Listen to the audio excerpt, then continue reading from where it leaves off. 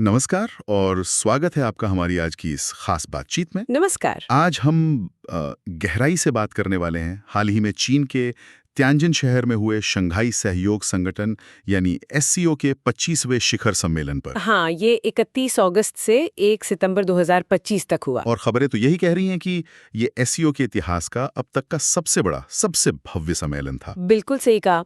और देखिए, ये सिर्फ साइज में ही बड़ा नहीं था, बल्कि जिस समय ये हुआ वो टाइमिंग भी इसे खास बनाती है। हाँ, वो तो है। मतलब दुनिया भर में वो जियोपॉलिटिकल टेंशन चल रही है, अमेरिका के टैरिफ को लेकर अलग ही खींचतान है, और इसी माहौल में ये सम्मेलन हुआ। फिर वो गलवान वाली घटना के बाद भारत और चीन के रिश्तों में भी थोड़ी नरमी लाने की कोशिशों की बात चल रही थी। हाँ, और वो 75 साल वाली बात भी, भारत चीन राजनयिक संबंधों के 75 साल। एग्जैक्टली। तो इन सब चीजों ने समिट पर सबका ध्यान खींचा। तो आज हम जिन स्रोतों को देख रहे हैं इसमें कई नेशनल और इंटरनेशनल मीडिया रिपोर्ट्स हैं, कुछ थिंक टैंक एनालिसिस हैं, ऑफिशियल बयान भी हैं। इनके आधार पर हमारी कोशिश रहेगी ये समझने की कि तियानजिन में आखिर हुआ क्या बड़े फैसले हुए। हाँ, और भारत का वहां क्या स्टैंड रहा, खासकर चीन, रूस, अमेरिका, इन सब के संदर्भ में। तो चलिए शुरू करते हैं ये पड़ताल। जरूर। सबसे पहले बात करते हैं इस आयोजन की, मतलब स्टेजिंग की। मेजबान था चीन का वो आधुनिक शहर तियानजिन। हाँ। जैसा हमने कहा, एससीओ का सबसे विशाल सम्मेलन। इसमें कौन कौन बड़े नेता थे? मतलब लिस्ट तो काफी लंबी है। हाँ, लिस्ट तो वाकई प्रभावशाली थी। देखिए, भारत से प्रधानमंत्री मोदी थे ही, चीन के राष्ट्रपति शी जिनपिंग, रूस के राष्ट्रपति पुतिन, पाकिस्तान से प्रधानमंत्री शहबाज शरीफ थे। अच्छा। ईरान के जो नए राष्ट्रपति चुने गए हैं, मसूद पेजिशकियन, वो भी थे। फिर सेंट्रल एशिया के तो लगभग सभी बड़े नेता, सारे थे लगभग। हाँ, और यूएन के सेक्रेटरी जनरल एंटोनियो गुटेरेस और आसियान के सेक्रेटरी जनरल काओ किम हॉन भी मौजूद थे। तो मतलब सितारों का जमघट था एक तरह से। सही कहा। हाँ, और एक दिलचस्प बात यह भी है कि इंडोनेशिया के राष्ट्रपति प्रबोवो सुबियांतो, उनको भी आना था। अच्छा, वो क्यों नहीं आए फिर? वो इंडोनेशिया में उस वक्त कुछ अंदरूनी विरोध प्रदर्शन चल रहे थे, तो उन्हें अपना दौरा कैंसिल करना पड़ा। उनकी जगह विदेश मंत्री आए थे, सुगियोनो। ओह, ओके। पर फिर भी इतने सारे लीडर्स का एक साथ एक मंच पर आना, ये अपने आप में काफी सिग्निफिकेंट है। बिल्कुल। और चीन ने भी मेजबानी में कोई कसर नहीं छोड़ी होगी। अरे बिल्कुल नहीं। जो मेन वेन्यू था, तियानजिन मेजियांग कन्वेंशन सेंटर, उसे खास तौर पर सजाया संवारा गया था। पूरे शहर का इंफ्रास्ट्रक्चर अपग्रेड किया गया और सुना है करीब 1000 युवा वॉलंटियर्स लगाए गए थे मेहमानों की मदद के लिए। वाह, ये दिखाता है कि चीन इसे कितना महत्व दे रहा था। बिल्कुल। और ये भी ध्यान देने वाली बात है कि ये जो मुख्य समिट था ना, उससे पहले भी कई सारे इवेंट्स हुए थे। अच्छा, जैसे डिजिटल इकोनॉमी पे फोरम हुआ, फॉरेन मिनिस्टर्स की मीटिंग हुई, एससीओ देशों का एक टीवी फेस्टिवल भी हुआ, business forum, civilisation dialogue, media summit, यहाँ तक कि एग्रीकल्चरल मिनिस्टर्स की भी मीटिंग हुई। अच्छा, मतलब पूरा माहौल बनाया गया था। हाँ, एक तरह से जमीन तैयार की गई थी उस बड़े सम्मेलन के लिए। सही कहा। अच्छा, अब इन तैयारियों और मेहमानों की लिस्ट से आगे बढ़ते हैं, जरा बड़ी तस्वीर देखते हैं। हाँ। कई स्रोत, खासकर अपने भारतीय मीडिया में जैसे इंडिया टीवी, आज तक, स्टेट मिरर, एनडीटीवी, इनमें काफी चर्चा हो रही थी कि क्या एससीओ अब वेस्टर्न ब्लॉक्स जैसे नेटो या G7 इनके लिए एक असली चुनौती बन रहा है। क्या हम वाकई एक नई वर्ल्ड ऑर्डर को बनता हुआ देख रहे हैं? देखिए, ये सवाल तो हवा में है, और दिलचस्प बात यह है कि राष्ट्रपति पुतिन और राष्ट्रपति शी जिनपिंग के भाषणों में भी इस विचार का जोर साफ सुनाई दिया। अच्छा, क्या कहा उन्होंने? दोनों नेताओं ने मल्टीपोलैरिटी यानी बहुपक्षवाद और एक ज्यादा जस्ट, ज्यादा न्याय संगत ग्लोबल ऑर्डर की बात की। उन्होंने साफ तौर पर अमेरिकी हेजिमनी यानी जो एक तरफा दबदबा है और जो यूरोसेंट्रिक मॉडल है दुनिया का, उसको चैलेंज करने की बात कही। और वेस्टर्न मीडिया ने इसे कैसे लिया? वेस्टर्न मीडिया ने भी इसे काफी हद तक ऐसे ही दिखाया कि भाई ये पश्चिम के खिलाफ एक मोर्चाबंदी है, एक अलग ध्रुव बनाने की कोशिश। तो क्या इसमें वो अमेरिका की हालिया टैरिफ पॉलिसीज का भी कोई हाथ रहा? ये जो ट्रेड वॉर जैसी सिचुएशन बनी है। हाँ, बिल्कुल। क्या इन व्यापारिक तनावों ने इन देशों को, जो शायद कई मुद्दों पर एक साथ नहीं भी हैं, एक कॉमन ग्राउंड पर आने में मदद की, या कम से कम एक कॉमन दुश्मन के खिलाफ? हाँ, इसकी भूमिका तो जरूर रही है। स्रोत यही बताते हैं कि जो अमेरिकी टैरिफ नीतियां हैं, खासकर जिस तरह उन्होंने भारत और चीन जैसी बड़ी इकोनॉमीज को टारगेट किया, उसने कहीं ना कहीं इन देशों के बीच कॉमन कंसर्न पैदा किए। याद होगा जब पिछले अमेरिकी प्रशासन ने भारत पर भी टैरिफ बढ़ाने की धमकी दी थी, तो एससीओ जैसे मंच भारत के लिए और भी अहम हो गए। ये वो जगह है जहां भारत वेस्ट के प्रेशर के बीच अपनी स्ट्रेटेजिक ऑटोनॉमी, मतलब अपनी स्वतंत्र विदेश नीति दिखा सकता है कि हम किसी एक के पाले में नहीं हैं। बिल्कुल। तो ये टैरिफ वाला जो झगड़ा है वो कहीं ना कहीं इन देशों के बीच डायलॉग बढ़ाने का एक इनडायरेक्ट कारण जरूर बना। ये तो हुई ग्लोबल पिक्चर की बात। अब जरा उस मीटिंग पर आते हैं जिस पर सबकी नजरें थीं, प्रधानमंत्री मोदी और राष्ट्रपति शी जिनपिंग की बातचीत। हाँ, ये बहुत महत्वपूर्ण थी, कई वजहों से खास थी। जैसा हमने पहले कहा, 2018 के वुहान समिट के बाद मोदी जी की ये पहली चीन यात्रा थी। और फिर भी गलवान घाटी के उस भयानक झड़प के बाद तो ये पहली सीधी मुलाकात थी। बिल्कुल। ऊपर से वो 75 साल वाली बात भी, तो माहौल में वो रिश्तों पर जमी बर्फ पिघलाने की कोशिश साफ दिख रही थी। बिल्कुल। और ये कोशिश दोनों नेताओं के जो शुरुआती बयान आए उनमें भी झलकी। क्या कहा उन्होंने? प्रधानमंत्री मोदी ने कहा कि परस्पर विश्वास, सम्मान और संवेदनशीलता के आधार पर हम अपने संबंधों को आगे बढ़ाने के लिए प्रतिबद्ध हैं। और उधर शी जिनपिंग ने भी आपसी सहयोग और साझा विकास की जरूरत पर जोर दिया।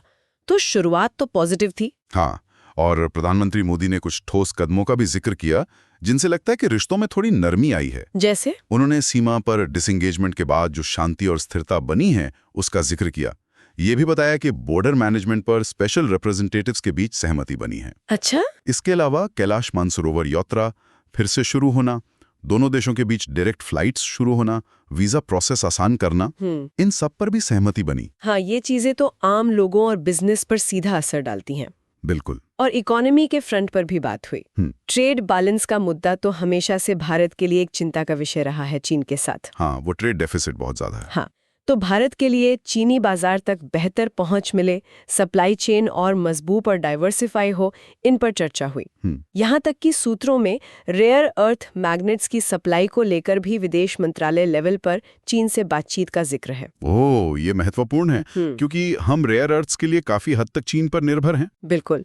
तो इस दिशा में बातचीत अहम है। और प्रधानमंत्री मोदी का वो बयान कि हमारे सहयोग से दोनों देशों के 2.8 अरब लोगों के हित जुड़े हुए हैं, इससे पूरी मानवता के कल्याण का मार्ग भी प्रशस्त होगा, ये भी एक बड़ा स्टेटमेंट था। हाँ, ये दिखाता है कि भारत इसे सिर्फ द्विपक्षीय नहीं बल्कि एक बड़े ग्लोबल नजरिए से देख रहा है। लेकिन सहयोग की इन बातों के बीच भारत ने अपने कोर इश्यूज पर कोई समझौता नहीं किया, है ना? खासकर कनेक्टिविटी और सॉवरेनिटी पर। बिल्कुल नहीं। और ये साफ दिखा जब तियानजिन डिक्लेरेशन आया।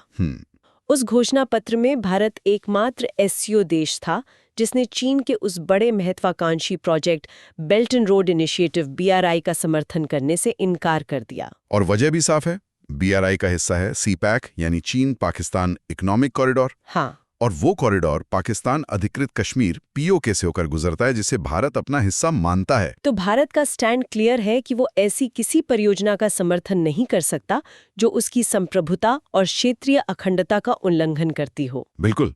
प्रधानमंत्री मोदी ने अपने भाषण में भी इस बात को बहुत साफ कहा। हाँ, उन्होंने कहा कि कनेक्टिविटी पहल ऐसी होनी चाहिए जो सभी देशों की संप्रभुता और क्षेत्रीय अखंडता का सम्मान करे। उनके शब्द थे, संप्रभुता को दरकिनारे करने वाली कनेक्टिविटी विश्वास और अर्थ खो देती है।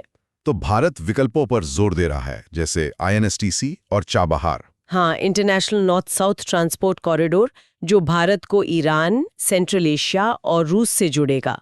और ईरान में चाबहार बंदरगाह का विकास, ये भारत के लिए अहम है। कनेक्टिविटी के अलावा दूसरा बड़ा मुद्दा भारत के लिए हमेशा से आतंकवाद रहा है SCO में। हाँ, वो तो है ही। इस बार तियांजिन घोषणा पत्र में आतंकवाद की कड़ी निंदा हुई। और खास बात ये रही कि उसमें हाल ही में कश्मीर के पहलगाम में जो आतंकी हमला हुआ था उसका जिक्र था। हाँ, ये एक अहम बात थी। इसे भारत के लिए एक डिप्लोमैटिक विन की तरह देखा जा रहा है, खासकर तब जब पाकिस्तान भी उसी मीटिंग में मौजूद था। सही कहा। घोषणा पत्र में टेररिस्ट की क्रॉस बॉर्डर मूवमेंट रोकने और टेररिस्ट ग्रुप्स को भाड़े के सैनिकों की तरह इस्तेमाल करने का विरोध करने की भी बात कही गई। और मोदी जी ने अपने भाषण में फिर से वो डबल स्टैंडर्ड वाली बात कही है। हाँ, उन्होंने आतंकवाद पर दोहरे मापदंड अपनाने के खिलाफ भारत के कड़े रुख को फिर दोहराया। साफ कहा कि क्या कोई देश आतंकवाद का खुलेआम समर्थन करे, ये हमें स्वीकार हो सकता है? जी नहीं।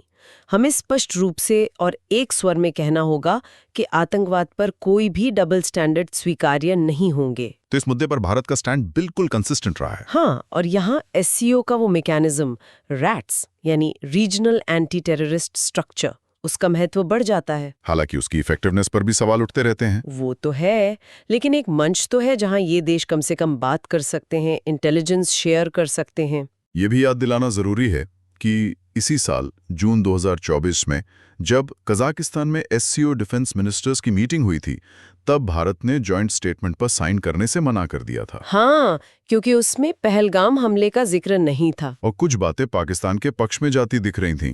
तो इस बार त्यांजिन डिक्लेरेशन में पहलगाम का जिक्र होना ये वाकई एक बदलाव है। बिल्कुल। और तीसरा बड़ा मुद्दा जिस पर भारत का रुख चर्चा में रहा, वो है अमेरिकी टैरिफ और वो कथित दबाव वाली बात। हाँ, उस पर आते हैं।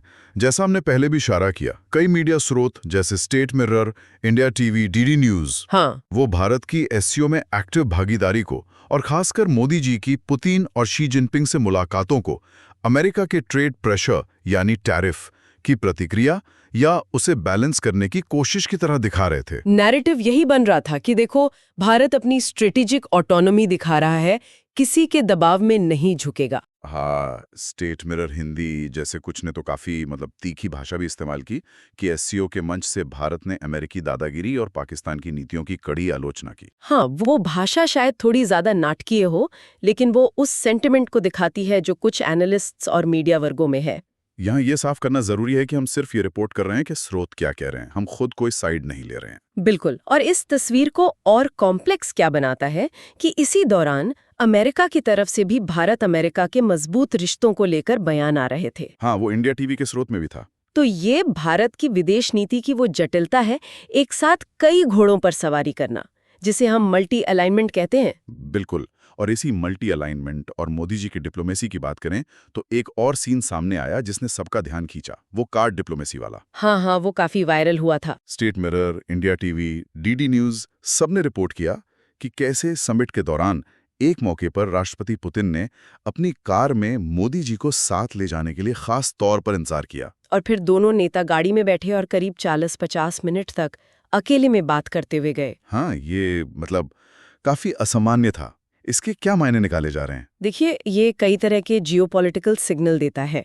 एक तो ये दिखाता है कि रूस भारत के रिश्ते कितने गहरे और खास हैं, चाहे ग्लोबल इक्वेशन कितने भी बदल रहे हों। और दूसरा, ये भारत की उसी मल्टी अलाइनमेंट स्ट्रैटेजी का एक और उदाहरण है। दृष्टि आईएएस जैसे स्रोत इसी की बात करते हैं कि एक तरफ क्वाड, पश्चिम से दोस्ती। हाँ, अमेरिका, जापान, ऑस्ट्रेलिया के साथ क्वाड में एक्टिव हैं, वेस्टर्न देशों से रिश्ते मजबूत कर रहे हैं, और दूसरी तरफ एससीओ और ब्रिक्स जैसे मंचों पर भी पूरी ताकत से मौजूद हैं, जहां चीन और रूस जैसे देश हैं। तो भारत के लिए एससीओ का महत्व क्या है? नेट फायदे क्या हैं? देखिए, इसके कई पहलू हैं। सिक्योरिटी के लिहाज से जैसा हमने कहा, रैट्स है आतंकवाद विरोधी सहयोग के लिए, हालांकि उसकी जमीनी असर पर सवाल है। इकोनॉमिक और कनेक्टिविटी के नजरिए से देखें तो ये सेंट्रल एशिया के मार्केट्स तक पहुंच बनाने का एक रास्ता है। INSTC जैसे वैकल्पिक कनेक्टिविटी प्रोजेक्ट्स को आगे बढ़ाने का मौका देता है। और शायद डिप्लोमेटिक तौर पर भी। हाँ, बिल्कुल। डिप्लोमेटिक तौर पर ये भारत को सेंट्रल एशिया और यूरेशिया की जियोपॉलिटिक्स में अपनी आवाज रखने का एक मंच देता है। और जैसा कुछ स्रोत इशारा करते हैं, ये वेस्टर्न डोमिनेंस को बैलेंस करने का भी एक जरिया है। हालांकि भारत इसे बहुत सावधानी से हैंडल करता है, वो इसे सीधे तौर पर एंटी वेस्ट मंच नहीं मानता। हाँ, वो प्रधानमंत्री मोदी का सिक्योर वाला एक्रोनिम भी था एससीओ के लिए। बिल्कुल। एस से सिक्योरिटी, ई से इकोनॉमिक डेवलपमेंट, सी से कनेक्टिविटी, यू से यूनिटी, आर से respect for sovereignty and integrity और ई से एनवायरमेंट प्रोटेक्शन। ये भारत का एजेंडा दिखाता है। एनडीटीवी के एक स्रोत ने तो पुतिन के यूक्रेन वाले बयान का हवाला देते हुए ये भी कहा कि कैसे भारत अब खुद को ग्लोबल साउथ की आवाज और एक ग्लोबल प्रॉब्लम सॉल्वर के रूप में देख रहा है। हाँ, कि हम विकासशील दुनिया की आवाज हैं और वैश्विक समस्याओं को सुलझाने में मदद कर सकते हैं।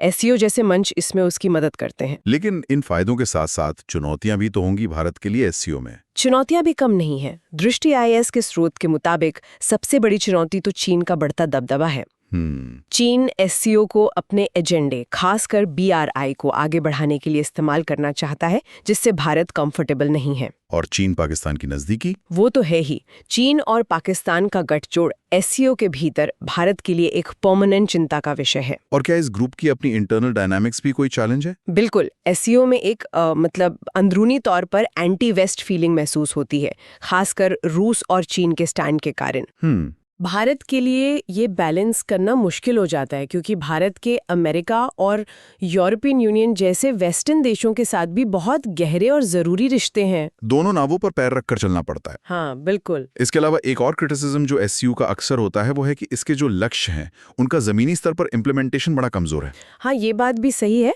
इकोनॉमिक इंटीग्रेशन की बड़ी बड़ी बातें होती हैं, लेकिन सदस्य देशों के बीच ट्रेड या इन्वेस्टमेंट उस लेवल पर नहीं बढ़ा है। और सिक्योरिटी कॉपरेशन का क्या? रैट्स के बावजूद? हाँ, रैट्स के बावजूद टेररिस्ट खतरों से निपटने में इसकी सफलता मिक्स्ड ही रही है। कुछ एनालिस्ट तो इसकी तुलना सार्क से भी करने लगते हैं। अच्छा। मतलब समिट में तो धूम धड़ाका है लेकिन ठोस नतीजे कम। कुछ हद तक कि शिखर सम्मेलनों में तो बहुत एक्टिविटी दिखती है, लेकिन ऑन ग्राउंड इम्पैक्ट उतना नहीं होता। तो अगर हम इस पूरी चर्चा को समेटें तो तियानजिन में हुआ एससीओ शिखर सम्मेलन कई लिहाज से अहम था। हाँ बिल्कुल। एक तो इसका साइज, दूसरा वो टाइमिंग बढ़ते ग्लोबल टेंशन्स और टैरिफ वॉर का दौर। भारत चीन की मुलाकात खास रही, रिश्तों को सुधारने की कोशिशें दिखी, कुछ पॉजिटिव संकेत भी मिले, लेकिन बीआरआई जैसे कोर इशू पर भारत अपने स्टैंड पर कायम रहा। साथ ही टेररिज्म और सॉवरेनिटी के सवालों पर भारत ने अपना पक्ष मजबूती से रखा। और ये समिट एक बार फिर भारत के लिए अपनी वो मल्टी अलाइनमेंट वाली स्ट्रैटेजी को साधने और ग्लोबल प्रेशर, खासकर अमेरिका की पॉलिसीज के बीच अपनी इंडिपेंडेंट राह दिखाने का एक जरूरी मंच साबित हुआ। और हाँ, वो जो बदलती हुई वर्ल्ड ऑर्डर की बहस चल रही है उसे इस समिट ने और हवा दी। बिल्कुल। तो इस साली बातचीत के बाद हमारे सुनने वालों के लिए सोचने वाली बात या एक अहम सवाल क्या छोड़कर जा सकते हैं हम? सबसे गौर करने वाली बात यह है कि स्रोत लगातार इस ओर इशारा कर रहे हैं कि एससीओ और ब्रिक्स जैसे जो नॉन वेस्टर्न मंच हैं, वो वेस्टर्न डोमिनेटेड मंचों के लिए एक सीरियस ऑल्टरनेटिव के तौर पर अपनी जगह बना रहे हैं। खासकर तब जब अमेरिकी नीतियां, जैसे वो टैरिफ वाली, ग्लोबल लेवल पर अनिश्चितता पैदा कर रही हैं। सही। भारत इस कॉम्प्लेक्स जियोपॉलिटिकल चेस बोर्ड पर अपनी स्ट्रेटेजिक ऑटोनॉमी बनाए रखते हुए बहुत सधे हुए कदम चल रहा है। तियानजिन समिट ने दिखाया कि एक नॉन वेस्टर्न ब्लॉक कैसे अपनी ताकत दिखा सकता है। अब यहाँ से आगे का बड़ा सवाल ये उठता है कि अगर एससीओ जैसे ग्रुप अपना विस्तार जारी रखते हैं, मेंबर देशों के बीच कोऑपरेशन और गहरा होता है, और खासकर अगर वो अपनी इंटरनल राइवलरीज जैसे भारत चीन या भारत पाकिस्तान, इनको असरदार तरीके से मैनेज कर पाते हैं, तो ग्लोबल गवर्नेंस के लिए इसके लॉन्ग टर्म नतीजे क्या होंगे? क्या हम सचमुच एक मल्टीपोलर वर्ल्ड ऑर्डर की तरफ बढ़ रहे हैं? और अगर हाँ, तो उसमें इन जैसे संगठनों की क्या भूमिका होगी? ये सोचने वाली बात है। ये वाकई एक गहरा सवाल है जिस पर आने वाले समय में नजर रखनी होगी। इसी विचार के साथ आज की ये बातचीत यहीं खत्म करते हैं। उम्मीद है आपको ये जानकारी दिलचस्प और उपयोगी लगी होगी। अलविदा। हम फिर मिलेंगे। जय हिंद।